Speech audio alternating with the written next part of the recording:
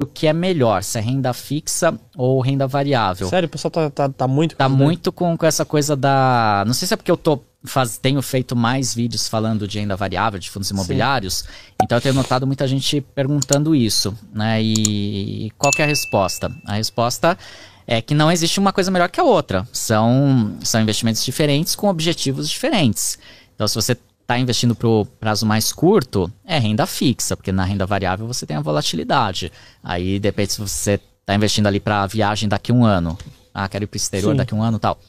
Você não vai investir em renda variável, porque de repente a ação se desvaloriza, a cota do fundo imobiliário se desvaloriza, aí você vai vender com prejuízo, não vai ter dinheiro para fazer a viagem. Não funciona, né? Então, é renda fixa. Agora, para o longo prazo, principalmente pensando assim, essa aposentadoria, geração de renda passiva para o longo prazo, eu acho a renda variável mais interessante, né? Você vai ter também a renda fixa para o longo prazo, tipo Tesouro IPCA+, mas a renda variável é bacana porque no longo prazo você tende a ter um retorno melhor do que na renda fixa, né? Isso é comprovado, ali a gente olhar a rentabilidade passada, assim, de longo prazo da renda variável tende a ser melhor do que da renda fixa, especialmente se você usa a estratégia correta. E reinveste os dividendos, né? Porque às vezes não aparece o reinvestimento dos dividendos, só aparece a valorização da ação. Aí é um pouquinho falso também, né? É verdade. A ação ainda ganha, mas se fosse pelos investimentos, dava aquela bola de neve. E no caso dos fundos imobiliários também, a gente tem que pensar o seguinte, o seu capital ali que você investiu, no longo prazo, ele está protegido da inflação, porque a cota tende a se valorizar no longo prazo, né? Longo prazo é longo prazo mesmo, 10, 15, 20 anos, tende a se valorizar acompanhando pelo menos a inflação.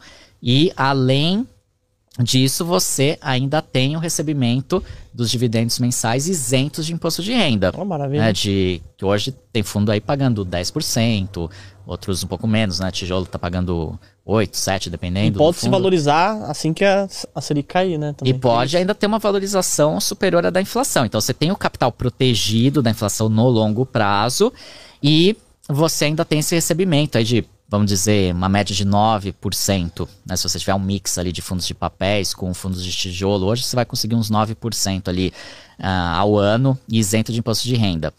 Na renda fixa, você não tem essa proteção da inflação. Então, você tem lá uma rentabilidade, por exemplo, 14% ao ano, só que 6, 7% você já perde na inflação, e você ainda vai pagar imposto de renda na maior parte dos investimentos, né? Então, na real, a sua rentabilidade real vai ser de 5%. Sim. Então, isso já mostra que no longo prazo a tendência é que a renda variável performe melhor, né? Então não existe melhor ou pior, mas existe você fazer investimentos adequados ao seu perfil, aos seus objetivos financeiros, né? E às suas necessidades. Perfeito. Uma aula, hein, gente? Ô, Alexandre, e você vai falar agora pra gente